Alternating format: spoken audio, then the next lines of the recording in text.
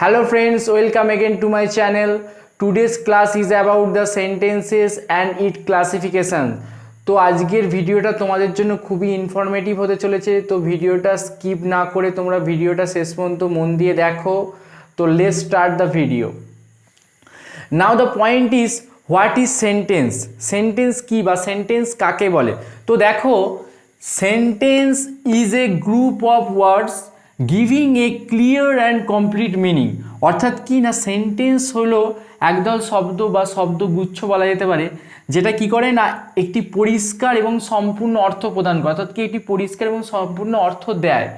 সেন্টেন্সকে আর কীভাবে বলা যেতে পারে না, কি when a group of words are use to express our feeling and thought. অর্থাৎ কি না, যখন একদল শব্দ কি করা হয় না, শব্দের মাধ্যমে কি আমাদের মনের ভাবনা বা চিন্তাকে প্রকাশ করা হয়, তখন সেটাকে আমরা সেন্টেন্স বলবো। অর্থাৎ কি যা খুশি বলে দিলে তো সেটা একটা সেন্টেন্স হতে পারে না।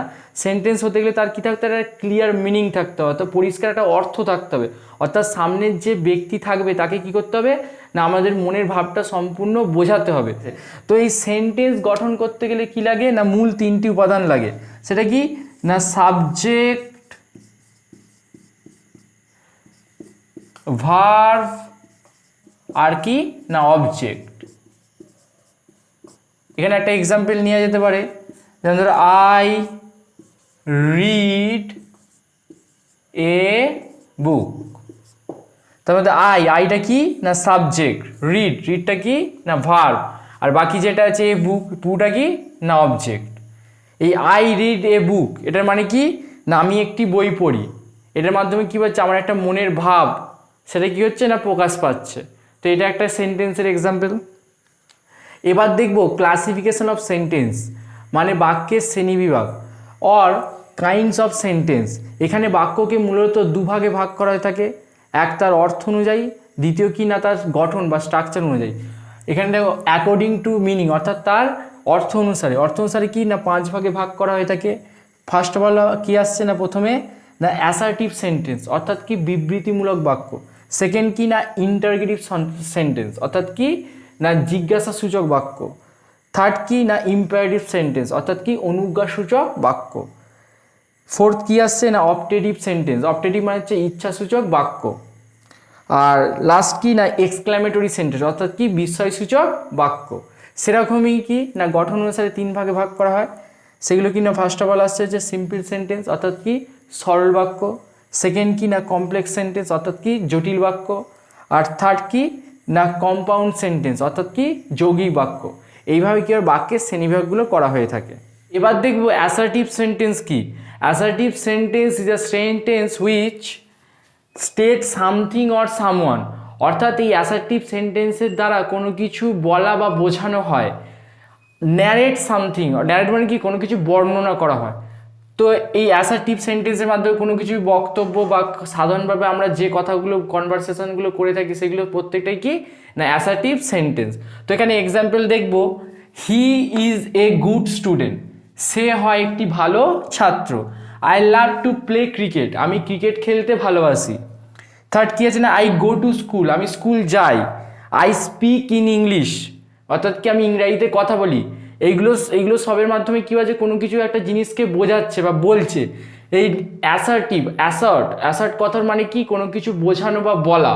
আর এইসব সেন্টেন্সগুলো চেনার উপায় কি না, এগুলো শেষে কি থাকবে না একটা করে ফুল স্টপ থাকবে।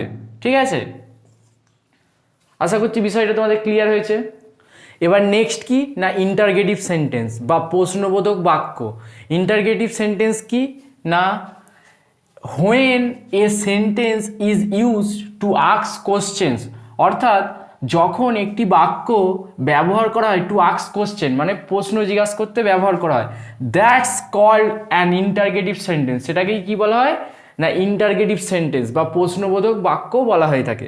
তো ইন্টারগেটিভ সেন্টেন্স চেনার উপায় কি না, এটা কি থাকবে না শেষে একটা করে কোশ্চেন মার্ক থাকবে। ঠিক আছে, আর এই সেন্টেন্সগুলোর মাধ্যমে কি করা হবে না কিছু প্রশ্ন জিজ্ঞাসা করা হবে। ঠিক আছে, যেমন ধরো হোয়াট ইজ ইয়োর নেম, তোমার নাম কি। আর ইউ ম্যাড, তুমি কি পাগল। হোয়ার ডু ইউ লিভ, তুমি কোথায় বাস করো। হাউ ওল্ড আর ইউ, তোমার বয়স কত। Is that clear? এবার আসছে ইম্পারেটিভ সেন্টেন্স বা অনুজ্ঞাসূচক বাক্য। এই ইম্পারেটিভ সেন্টেন্স বা অনুজ্ঞাসূচক বাক্য কি না, which sentences are used to express request, order, advice etcetera. অর্থাৎ যে সকল বাক্যগুলোর দ্বারা কি করা হয় না অনুরোধ, আদেশ, উপদেশ ইত্যাদি কি বোঝানো হয়, সেগুলোকে কি বলা হয় না অনুজ্ঞাসূচক বাক্য। এর উদাহরণ কি, যেমন ধরো কি বলেছে না টু গিভ অর্ডার, অর্থাৎ যেগুলোকে ক্ষেত্রে কি আদেশ দেওয়া হয়, যেমন ডু ইট নাও, এখনই এটা করো, গেট আউট, বেরিয়ে যাও, কল হিম, তাকে ডাকো। নেক্সট কি আসছে না টু মেক রিকোয়েস্ট, যেগুলো কি করা হয় না অনুরোধ করা হয়, যেমন ধরো প্লিজ হেল্প মি, দয়া করে আমায় সাহায্য করো, প্লিজ ওপেন দ্য ডোর, দয়া করে দরজাটি খোলো, পার্ডন মি, আমাকে ক্ষমা করো। থার্ড কি না টু গিভ অ্যাডভাইস, যেগুলো উপদেশ দিতে ব্যবহার করা হয়, যেমন ধরো ওবে ইয়োর পেরেন্টস, তোমার বাবা মাকে মান্য করবে বা মেনে চলবে। কিপ সাইলেন্স, নীরবতা বজায় রেখো। এইগুলি দেখো, এগুলি স্টার্টিং কি বেশিরভাগ না ভার্ব দিয়ে স্টার্টিং হচ্ছে, ভার্ব আর অবজেক্ট দিয়ে হচ্ছে। এক্ষেত্রে সাবজেক্টগুলো আছে সেগুলো কি না উহ্য অবস্থায় আছে, যেমন ধরো ডু ইট নাও, এখনই এটা করো, কাউকে না কাউকে তো আমি অর্ডার দিচ্ছি জিনিসটা, ঠিক আছে। এখানে পার্সনগুলো কি থাকে বা সাবজেক্টগুলো এখানে উহ্য থাকে। ফোর্থ কি আসছে না অপটেটিভ সেন্টেন্স বা ইচ্ছাসূচক বাক্য। এই অপটেটিভ সেন্টেন্স বা ইচ্ছাসূচক বাক্য কি তোমরা দেখো, which sentences are use to wish, pray, blessings etcetera. অর্থাৎ কি না যে সকল বাক্যগুলোর দ্বারা কি করা হয় না ইচ্ছা, প্রার্থনা, আশীর্বাদ ইত্যাদি বোঝানো হয়, সেগুলো কি না তোমার অপটেটিভ সেন্টেন্স। এক্সাম্পল দেখো, মে গড ব্লেস ইউ, ভগবান তোমার মঙ্গল করুক, এটা কি করা বোঝাচ্ছে না একটা আশীর্বাদ করা বোঝাচ্ছে। নেক্সট কি আসছে না মে ইউ লিভ লং, তুমি দীর্ঘায়ু হও, এক্ষেত্রে কি হচ্ছে না একটা প্রার্থনা করা বোঝাচ্ছে। নেক্সট কি আসছে না had I the wealth of a king, অর্থাৎ কি যদি আমার রাজার মতো সম্পত্তি হতো বা আমি রাজার মতো সম্পদবান হতাম, তো সেটা কি না একটা ইচ্ছা বোঝাচ্ছে। তো এইগুলোকে সব কি বলা হয় না অপটেটিভ সেন্টেন্স বলা হয়ে থাকে। তো লাস্ট কি আসছে দেখো এক্সক্লামেটরি সেন্টেন্স বা বিস্ময়সূচক বাক্য। এই এক্সক্লামেটরি সেন্টেন্স বা বিস্ময়সূচক বাক্য কি না দেখো, sudden feeling of joy, surprise, sorrow etcetera. অর্থাৎ কি না হঠাৎ করে আসা মনের মধ্যে আনন্দ, বিস্ময়, দুঃখ ইত্যাদি প্রকাশ করা হয় যে সমস্ত বাক্যের মাধ্যমে, সেগুলোই কি আমাদের এক্সক্লামেটরি সেন্টেন্স, ঠিক আছে। এখানে এক্সাম্পল দেখো, যেমন ধরো লেখা আছে hurray we have won the match, hurray আমরা ম্যাচটা জিতে গিয়েছি। হোয়াট এ লার্জ স্নেক, কি বড় একটা সাপ। অ্যালাস হি হ্যাজ ডাইড, হায়রে সে মারা গিয়েছে। এখানে দেখো এই হুররে, হোয়াট আর অ্যালাস এগুলোর কি নির্দিষ্ট করে এখানে কোনো মানে নেই। এখানে এই হুররেটার মাধ্যমে কি বোঝাচ্ছে যে আমরা যে ম্যাচটা জিতে গিয়েছি তার যে আনন্দটা সেটাই হুররের মাধ্যমে প্রকাশ হচ্ছে।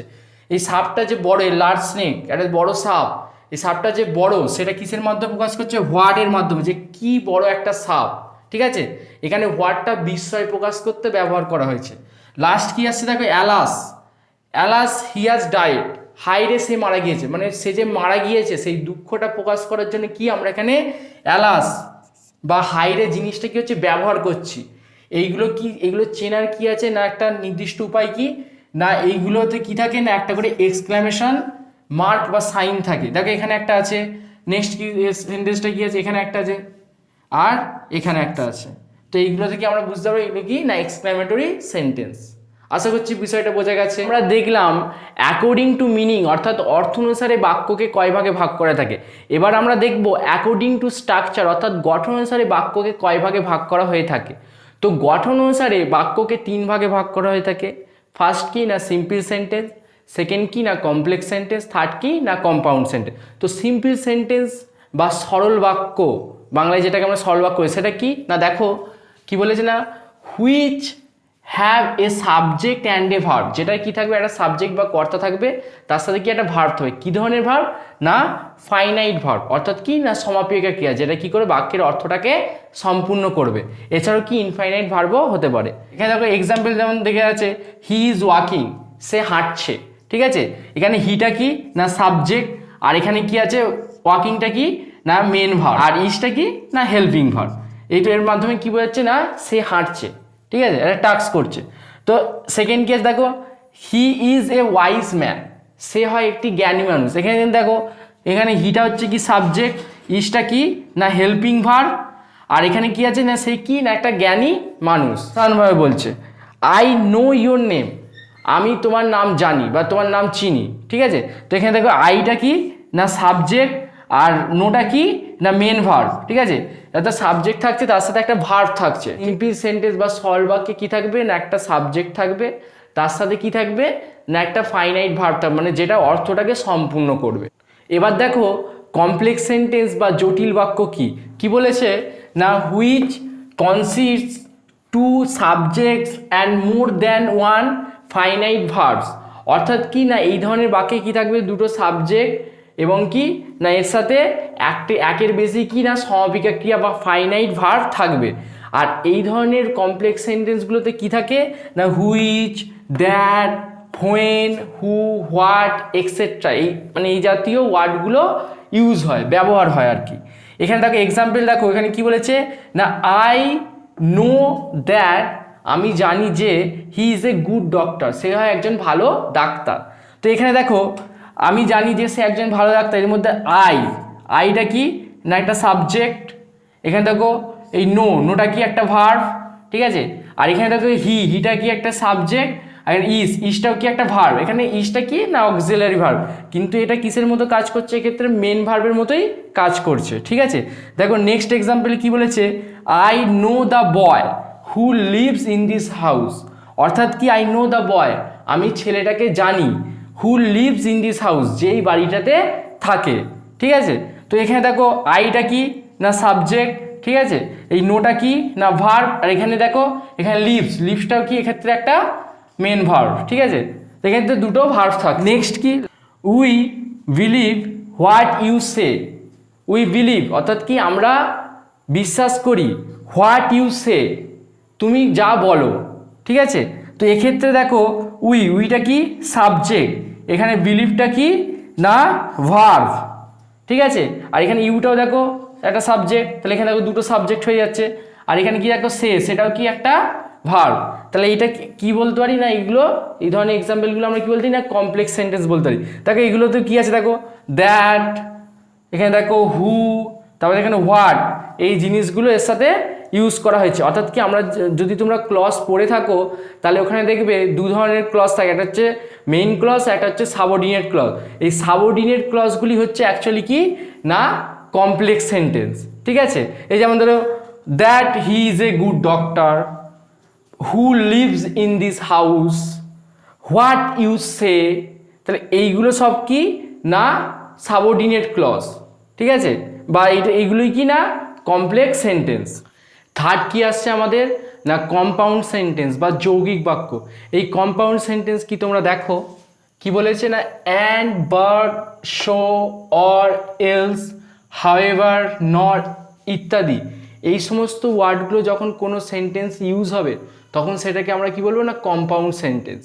দেখো এখানে আর কি লেখা আছে না হোয়েন উই জয়েন্স, যখন উই জয়েন্স আমরা যুক্ত করি টু সেন্টেন্সেস দুটো বাক্যকে উইথ দিস লিঙ্কার্স অ্যাবভ, উপরে যে লিঙ্কার বা ওয়ার্ডগুলো দেওয়া আছে সেগুলো দিয়ে যখন আমরা দুটো বাক্যকে যুক্ত করি তখনই সেটাকে আমরা কী বলবো না কম্পাউন্ড সেন্টেন্স বা যৌগিক বাক্য। এখানে এক্সাম্পল দেখো সামার ইজ হট, অর্থাৎ কি না গ্রীষ্মকাল হয় গরম, উইন্টার ইজ কোল্ড, শীতকাল হয় ঠান্ডা। এখানে দেখো এই দুটো আলাদা সেন্টেন্সকে কি দিয়ে যুক্ত করা আছে না বাট দিয়ে যুক্ত করা আছে। তো এখানে সেন্টেন্সটা কি হচ্ছে summer is hot but winter is cold, অর্থাৎ কি না গ্রীষ্মকাল হয় গরম কিন্তু শীতকাল হয় ঠান্ডা। সেরকমই দেখো পরে এক্সাম্পলে কি বলেছে না উই মাস্ট ইট, আমাদের অবশ্যই খেতে হবে। এখানে একটা কি সেন্টেন্সে দেখো উই ক্যান নট লিভ, আমরা বাঁচতে পারবো না। যদি এটা রিপিট করা হয় কি হবে না we must eat or we can not live, আমাদের অবশ্যই কী করতে হবে খেতে হবে, অথবা আমরা কি না বাঁচতে পারবো না।